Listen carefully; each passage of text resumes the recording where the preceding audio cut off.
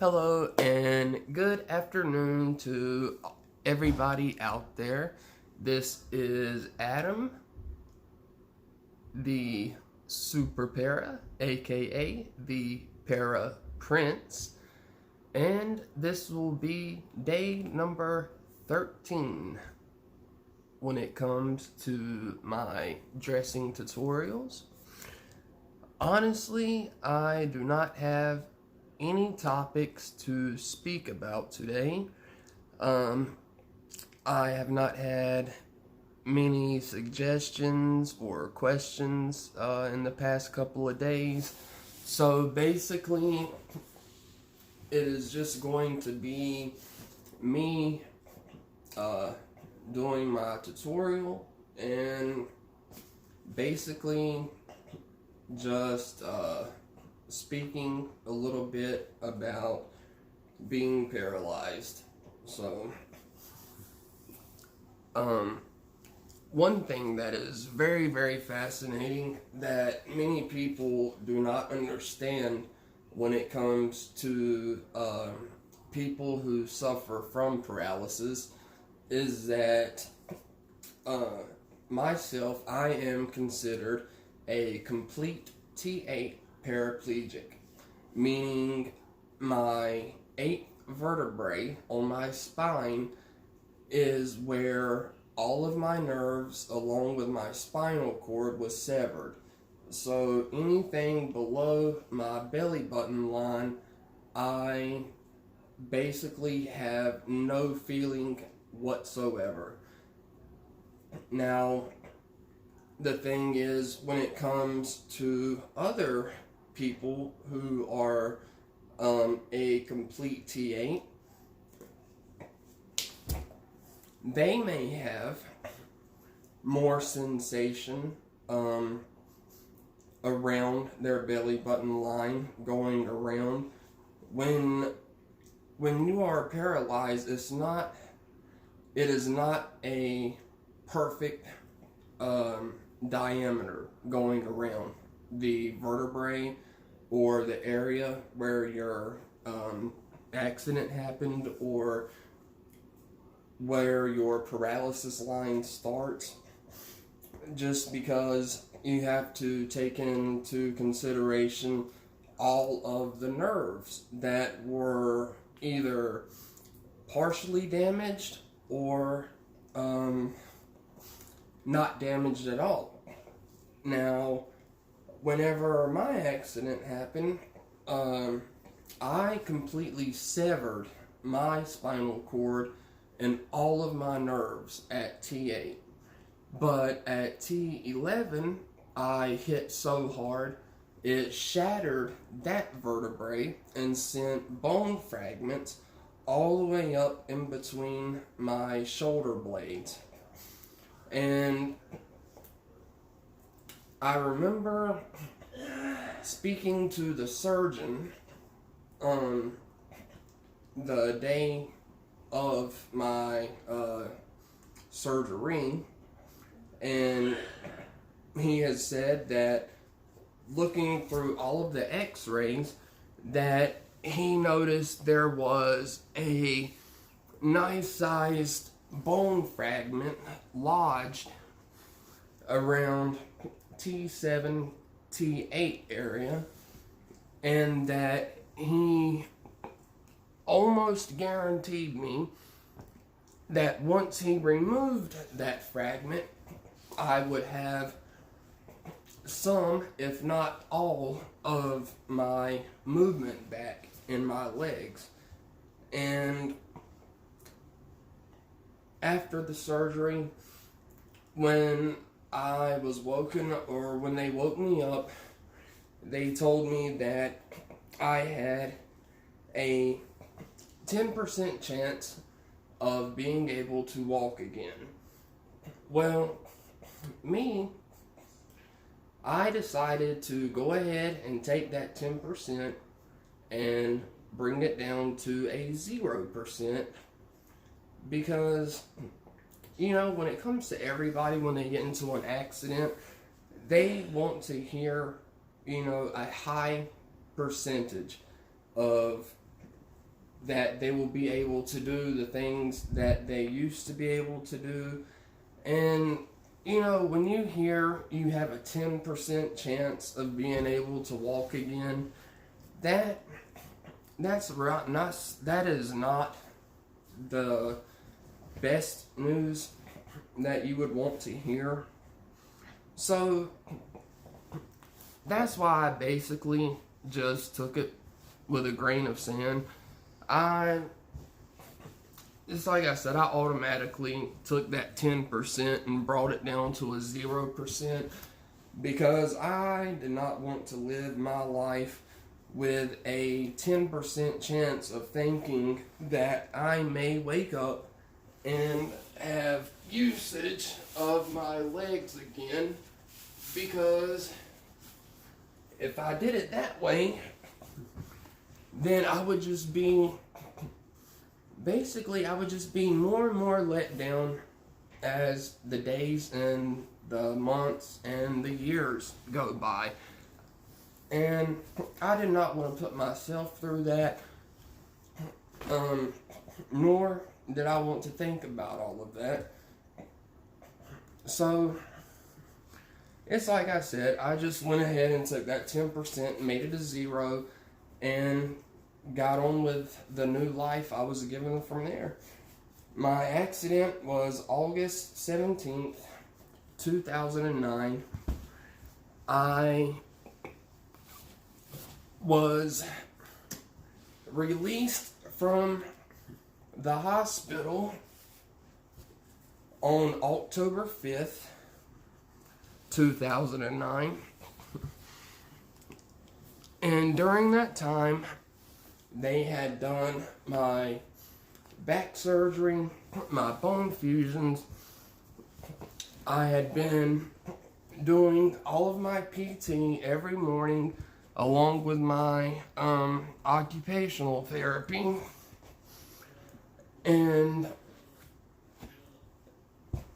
when they came to my room on the 2nd of October, basically, my physical therapist just knocked on the door and said, "Hey, you're out of here on Monday." And that was it. I didn't even have enough time to ask him, you know, where could I be possibly able to stay at, or what to do, because I was so used to living in the hospital by then. And what used to seem like a very small city turned into a huge city for me, just because of the fact that I was in a wheelchair and not walking again. And that was a very scary reality that I had to learn to live with and to face each and every day. But luckily, I was able to find an apartment that was somewhat accessible enough for me. So on the 5th, I ended up leaving, and I ended up having to stay at a hotel for a while until we could find an apartment for myself, my father, and the small dog that I had at the time. So we were in a hotel for a little over a month, probably, and I was so happy to get out of there. I cannot put into words how happy I was. But moving into my first apartment, it felt great, just because of the fact that I was out of the hospital, but I was still going to outpatient rehab. So I was still able to speak to my doctors there, to the people that I met, like working in the hospital around that area.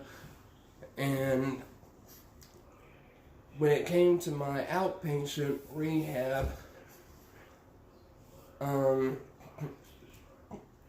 they basically focus mainly on the core and upper body strength, which again are basically curls.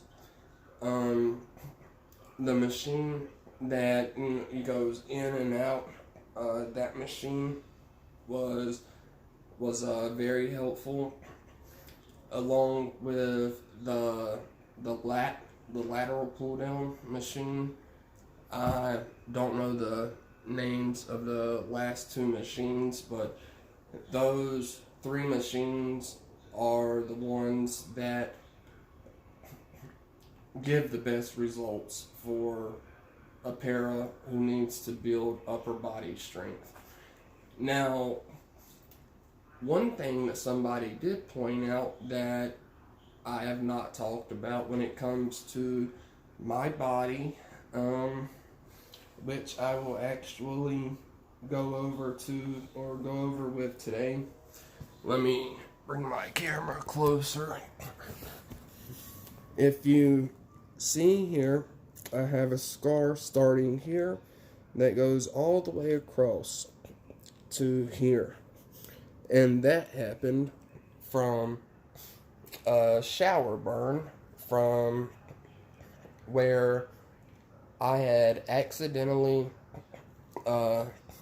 linked onto my blue jeans that I was wearing that day, and instead of taking 20 minutes to change and everything, I decided to use a blow dryer on the high setting, and after about 10 to 15 minutes, everything was dry, but when I looked down, there was a really, really red, big water blister.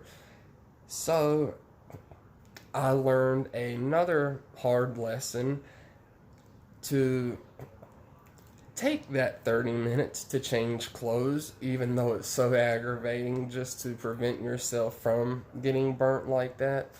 And then, if you look right here, I have this other scar that starts right here and ends here.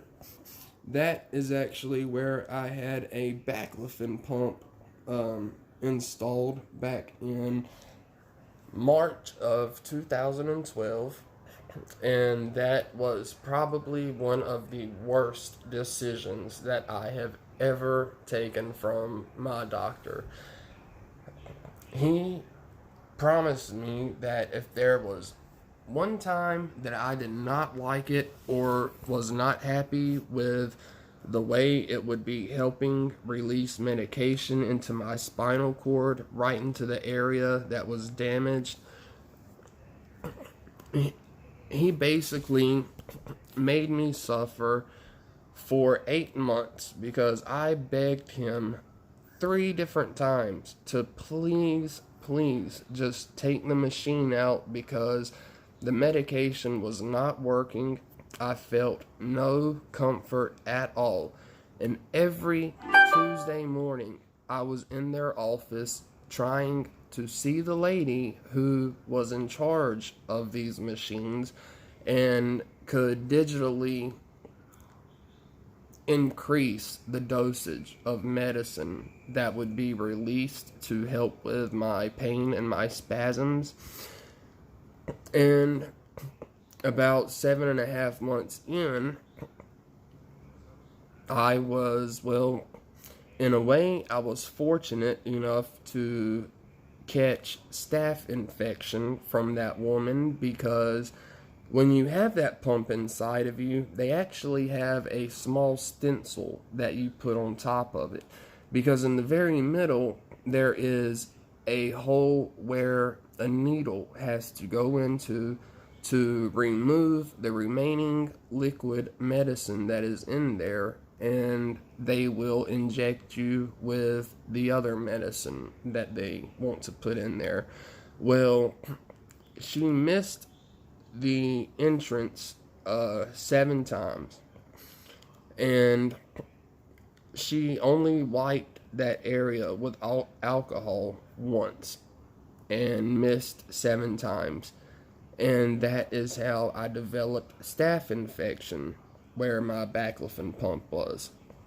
So, about a month later, my doctor, he removed it, and a little while after that, I started to develop a lump on the lower part of my spine. It was rock hard, and the only way I could have any kind of comfort was basically balling my fist up, taking my knuckles, and just grinding it up and down on that lump. And about 2 months later, come to find out, it had formed into a cyst. So, to make a long story short, I had to be seen by another doctor, and this was the last surgery that I had when it comes to anything having to do with my spine. But 2.5 hour, almost 3 hour surgery, she had to remove a cyst that weighed 1.5 pounds. And what made the cyst form was the 1.5 inch stitch that my previous doctor had left inside of my spine, because it was the kind of stitch that can dissolve inside of your body, but it takes up to 3 years. So if he would have just removed that stitch, I never would have had to have had another surgery on my spine. I would not have had a cyst form, and the lady would not have had to have taken 1.5 pounds of cyst and whatever else was connected to that. So, and then the last small scar I have is the one right here. That is where they had to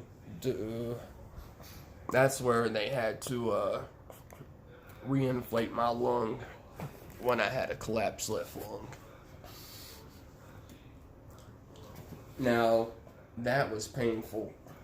I remember the guy telling me, he told me, he was just like, look, before we can give you any kind of pain medicine to help with what you were feeling, he said, we have to reinflate your lung first. And he said, he was honest with me, and he said that this is going to hurt. And I could feel his hand feeling around my rib cage. He found the spot, and he told me, he said, now look, he was just like, whenever I tell you, he said, just take a deep breath and exhale. And he said it will be painful. So once he told me to take a deep breath, and when I exhaled, that's when I felt the knife go into my, I could actually feel it go through my skin, through the layer of my meat, through my rib cage, and into my lung. I could feel every section that it broke through. And after it entered my lung, he pulls the knife out, sticks his finger in the hole, and then he says, Mr. Jen, he said, now this is the part that's going to hurt the worst. And I'm sitting here thinking like, wow, you just stabbed me in my lung, and now you're telling me that this is going to be the worst part? And so I just said, okay. And the next thing I know, he pulls a tube out the size of his finger and just jams that tube through my rib cage.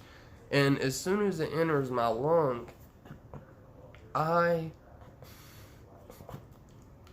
only thing I can compare it to is when you see in the movies that blood water gurgling sound. That is exactly what it is like. All I could do was barely get a glimpse, but as soon as that tube reached my lung, I could hear the gurgling, bloody, watery sound, and I could see the blood coming out of my lung.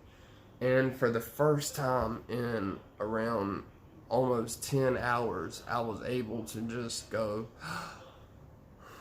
and breathe. And that was the best breath I had ever taken. But yeah, like I said, I'm sorry I didn't have any other topics that were educational, I guess, or interesting enough to want to listen to. But like I said, this is my 13th day of doing these tutorials and making videos, and I have just not had any suggestions in the past couple of days. So I don't intend on quitting these videos anytime soon, but it would really help me if people could give me some suggestions, or if they have any questions that they would want me to answer 100% honestly. Please feel free to ask ask me anything, to leave any comments that you would like to. Also, it helps greatly when you like, share, leave a comment, and it would mean the world to me if you will go to YouTube and then just search Adam Jen, ADAMJEN, and just hit that subscribe notification button. And I upload my dressing tutorial videos every day, and I want to put better content out there to reach farther and to possibly help more than the few people I've been able to help so far. Once again, please like, share, and comment, and also subscribe to my YouTube channel. So, with all that being said, I will let all of you beautiful people get back to your day. So, once again, this is Adam Jen, or the Super Para, or your Para Prince. And just remember, I love each and every one of you folks out there. And remember, you are all beautiful. I will see you in my next video. Have a wonderful day.